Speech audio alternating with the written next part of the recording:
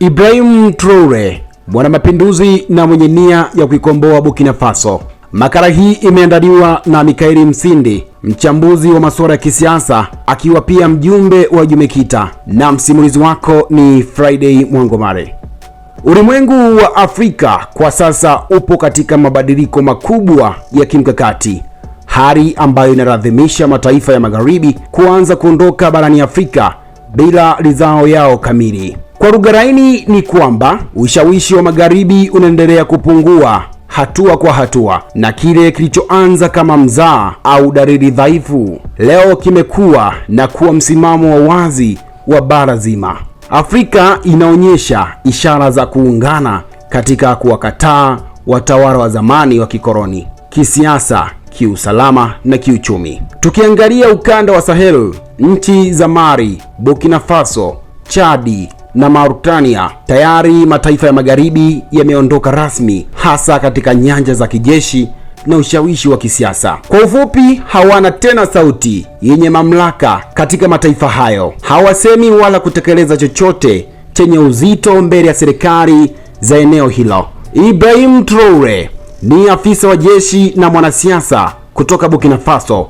Alizaliwa tarehe 14 Machi 1988. Amehudumu kama rais wa mpito wa Burkina Faso tangu mwaka 2022 baada ya kuchukua madaraka mwezi Septemba 2022 kwa kumwondoa rais wa mpito Paul Henri Sandaogo kupitia mapinduzi ya kijeshi. Akiwa na umri wa miaka 37, Traore ni kiongozi wa pili kwa uchanga duniani katika kipindi chake cha uongozi. Tangu aingie madarakani, amejaribu kwa maksudi kuiondoa Burkina Faso katika himaya ya mamlaka kikoloni ya zamani, hususani Ufaransa. Aidha, amekuwa mhimili muhimu katika kuanzishwa kwa muungano wa mataifa ya Sahel. Aliingia rasmi ofisini tarehe 6 Oktoba 2022.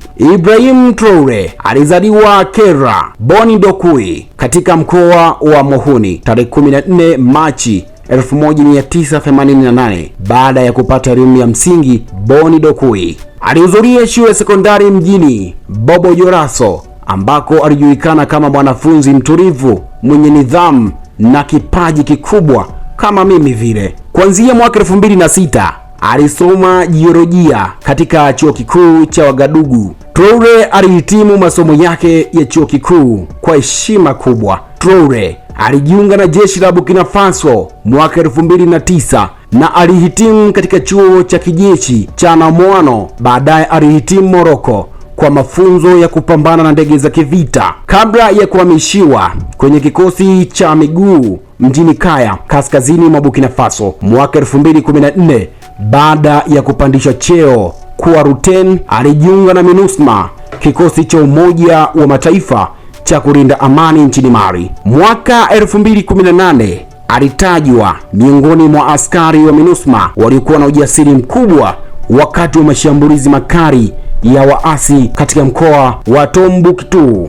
Baada ya kurejea Burkina Faso, alishiriki kikamilifu katika operesheni za kupambana na uasi wa kijihadi, hususan katika maeneo ya Djibo, ikiwemo operesheni Otopoano mwaka 2019 pamoja na operesheni nyingine nyingi kaskazini mwa nchi.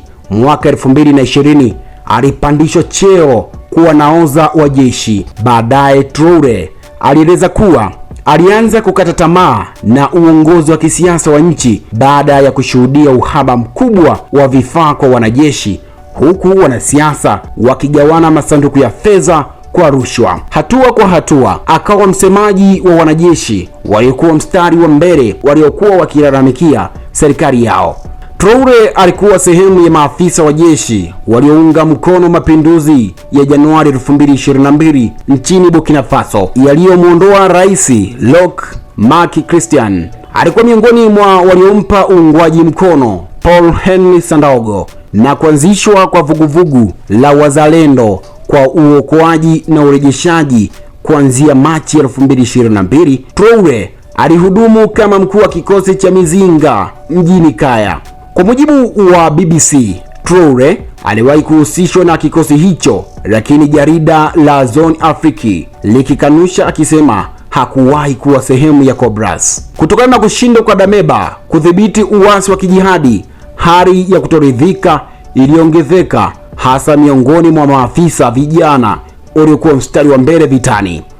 Traore alisema walijaribu kumshawishi Dameba kurejea kwenye malengo ya awali, lakini waliona uongozi wake umepotoka nje ya dhamira ya mapinduzi. Aidha, kulikuwapo na ucheleweshaji wa mishahara kwa wanajeshi wa Cobra. Tarehe 30 Septemba 2022, mapinduzi mapya yalifanyika. Wakati huo Traore alikuwa bado na cheo cha nahodha. Operesheni hiyo ilitekelezwa kwa msaada wa kikosi cha Cobra. Baada ya mapinduzi, Traore alichaguliwa kuwa kiongozi wa MPSR na tarehe 6 Oktoba 2022 akawa rasmi kiongozi wa taifa na amiri jeshi mkuu. Awali aliahidi kuandaa uchaguzi wa kidemokrasia mwezi Julai 2022.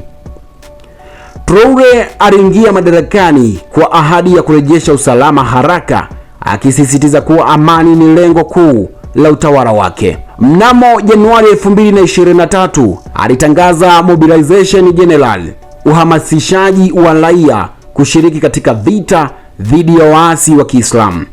Katika uongozi wake alichukua msimamo mkali dhidi ya Ufaransa na akaimarisha uhusiano wa Urusi. Uwepo wa wanamgambo wa Kirusi wa Wagner Group uliwahi kuripotiwa nchini Burkina Faso, ingawa serikali ya Traore ilikanusha rasmi kuwa na makubaliano yote nao. Traore aliituhumu Ufaransa kwa kutoa hifadhi kwa magaidi, akidai baadhi ya viongozi wa waasi waliishi uhamishoni katika juhudi za kuimarisha usalama wa kikanda. Alishiriki kuanzisha muungano wa nchi za Sahel pamoja na Mali na Niger. Makala hii imeandaliwa na Mikaeli Msindi na msimulizi wako ni Friday Mwangumare, na hii ni Baharia TV. Asante kwa kuifuatilia Baharia TV. Usisahau kulike, kusubscribe, kucomment na kushare.